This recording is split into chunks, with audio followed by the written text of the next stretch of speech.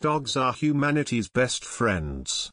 From the first moment humans tempted wolves into being friendly with some scraps of food, human and dog evolution has gone hand in hand. Today we have bred our best friends into an amazing range of breeds to suit any jobs that we want done for us. From sheepdogs to lapdogs, there is a dog for every job, and some of those jobs are stranger than you might think. Here are 10 jobs you never knew a dog could do.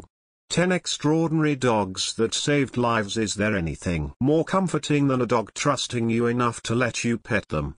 When they rest their head on your knee, you know you have made a new friend. It's not just a warm feeling they can provide. Dogs have been employed to help the legal system function with their comforting presence. Children who have to testify in court can find a trial due to the pressure put on them by the situation. With a judge, lawyers, and a jury all staring at them, a young child can be terribly intimidated. That's where a canine companion can come in handy. Dogs are being used to help children testify. A trained dog can help a child right from the moment they report a crime to police until they speak in court. When in court, the dog is usually concealed with the witness behind the stand. This lets them comfort the child without distracting the jury, as humans will often pay more attention to a dog than the person with them. 1. Dogs and religion are a divine combination. From Saint Roche, a saint who was comforted by his dog, to Saint Christopher, who was often depicted with a dog's head, to Saint Guinevere, a dog who was made a saint, humanity's love for dogs has often come close to worship. On a more mundane level, monks and churches would often keep dogs to guard their gates. One monastery in Bolivia has decided that one dog is such a good boy that he deserves his own uniform. Friar Carmelo is a Schnauzer. Carmelo was photographed dressed in a miniature version of the monk's own habit, taken from a puppet used to amuse children. Since then, the canine friar has become a social media darling. His internet fans have dubbed him Friar Moustache for his distinctive facial hair. While the official belief of Catholics is that animals cannot get into heaven because they lack eternal souls, their souls die with their bodies, some popes have left the pearly gates a little ajar for our animal friends. Pope Paul V told one boy whose dog had died that one day, we will see our animals again in the eternity of Christ. Paradise is open to all of God's creatures. 2. Truffles are one of the most valuable foodstuffs on the planet. Because of their symbiotic relationship with trees and their complex life cycle, it is not possible for us to farm truffles. If we want their rich flavor in our food, we have to go out hunting for them, but not with our own limited noses. Some animals have much more sensitive senses of smell than we do. Pigs are well known for their ability to snuffle out truffles under the ground, but they also have a tendency to eat the truffles they locate. Dogs are much less likely to wolf down the precious fungi. Some dogs are trained to associate the distinctive smell of truffles with pleasure mere days after their birth. In Italy, the Lagotto Romagnolo breed of dog is now associated mainly with truffle hunting. It used to be a hunting dog, and it still is, just not hunting for animals. 3. Catching and retrieving balls is one of the most popular pastimes for our canine buddies. So why do we use boys and girls for this task during tennis matches? That was a question one Brazilian tennis tournament decided to answer. Several dogs who were taken from the streets of Sao Paulo and dressed up as ball boys and girls and let loose on the court. The aim of the game was not to replace their human colleagues, however. Because the dogs were strays, it was hoped that spectators who saw the dogs would want to adopt them. In the first year, all 4 ball dogs were adopted. Soon more strays were brought in.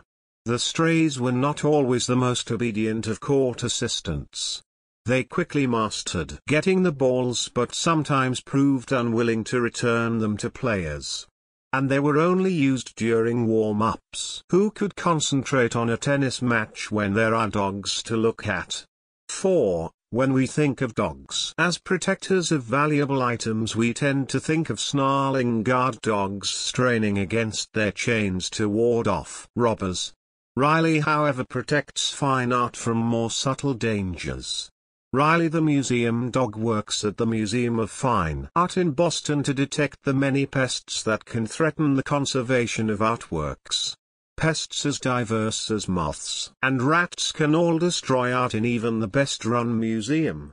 Riley uses his nose to sniff them out before they can create havoc. Riley was introduced to the museum at a young age to get used to his surroundings and to train him not to damage the artworks himself. Riley has since become a mascot for the museum and even features in his own book, The Adventures of Riley, the Museum Dog. 5. 10 Unusual Studies and Stories About Dogs. A dog's nose is incredibly sensitive. While humans have around 6 million receptors for smell, dogs can have up to 300 million. Dogs also give over a much larger proportion of their brain to interpreting the smells they detect. It is not surprising then that dogs can sniff out things that might seem impossible for us to imagine. Some dogs are so sensitive to changes in smell that they can tell when their owners get sick just from their odor. Other dogs can be trained to detect certain diseases in people they have never met. Daisy the dog has been trained to tell who has cancer. Having checked over 6,000 samples, she has correctly identified 550 people with cancer, including her owner. Daisy kept nuzzling and pawing at my chest one day, which really alarmed me, her owner said. I got it checked out and was told I had early-stage breast cancer. Fortunately, I was able to have it removed, but if it wasn't for Daisy it would have gone undetected for much longer and could have been more serious. For her work in healthcare, Daisy was awarded a Blue Cross medal in 2014. 6. The health benefits of owning a dog are well known. As well as the exercise we get from playing with dogs, there are dramatic mental health benefits. Loneliness and depression can both be reduced by the comforting company of a dog, and not just in humans. Cheetahs are built for speed and sprinting on the wide plains of Africa. A small enclosure in a zoo can leave them anxious and depressed. Constantly on the lookout for larger predators, they can feel threatened by the hordes of humans staring at them. A dog can make the perfect companion to calm the cheetah down. Despite the mythical antagonism that is said to exist between cats and dogs, both animals seem to enjoy being in each other's company. The dogs offer a soothing presence and sense of companionship, while the cheetahs give the dogs a playmate. 7. Not all the jobs given to dogs are ones that go down well on social media.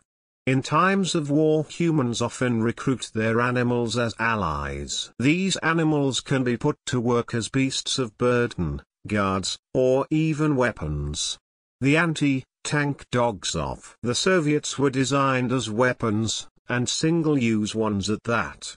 The plan was to use the dogs as a way of delivering bombs to the vulnerable underside of enemy tanks. At first the dogs were trained to release their bombs when they arrived, but in the chaos of battle this proved to be too much for the dogs. They often returned to their handlers with a live and dangerous bomb still strapped to their back. Next, the dogs were fitted with bombs that detonated as soon as they brushed against the tank. Unfortunately, the Russians used their own tanks to train the dogs. The dogs thought they would find a treat under a tank and so sought out the ones they were most familiar with. When anti-tank dogs were deployed in actual combat, most were killed before they reached any tanks. Some turned back towards their trainers and had to be shot by their own side. Fortunately, this is a doggy job that no good boys have to train for anymore. 8. Invasive species can completely wipe out a species, and human attempts to halt the spread of such species can often backfire tragically. In one case, however, the results have been cute. Middle Island off the south coast of Australia is home to a colony of the world's smallest species of penguins, but they have come under threat from foxes. The fairy penguins are as petite and darling as they sound but have no natural defense against foxes. Natural changes to the coast had allowed foxes to access the island when the tide was low. When researchers checked the population of penguins on the island after foxes had got to there, they found that hundreds of penguins had been killed. In 2 nights foxes had slaughtered 360 of the miniature birds. It was a local chicken farmer called Swampy Marsh who came up with a solution. Used to protecting birds from murder, happy foxes, he suggested using dogs to guard the penguins. In the 10 years that dogs have been protecting the fairy penguins, there has not been a single death from foxes. 9. Even the most beloved of politicians will have their detractors. You would be hard-pushed, however, to find anyone who hates the mayor of Idlewild, California. He's a dog. Born Maximus Mighty, Dog Muller II, he has been mayor since he was just 11 weeks old. Mayor Max is not the first dog to be named mayor of Idlewild. His predecessor Maxi died while in office and the current mayor was found after a hasty search for a replacement. The first mayor Max won his position in a charity event against a range of other pets. Since Idlewild is an unincorporated town, it has no government of its own and Max's position is mostly honorary. Max too now spends his time spreading happiness to his constituents. Wearing a tie, he can often be seen on weekends touring the town in the back of a pickup truck and barking to his fans. Despite an assassination attempt when another dog went for Max's neck, it seems his lifetime appointment will last for some time yet. 10 Heartbreaking Tales of Faithful Dogs.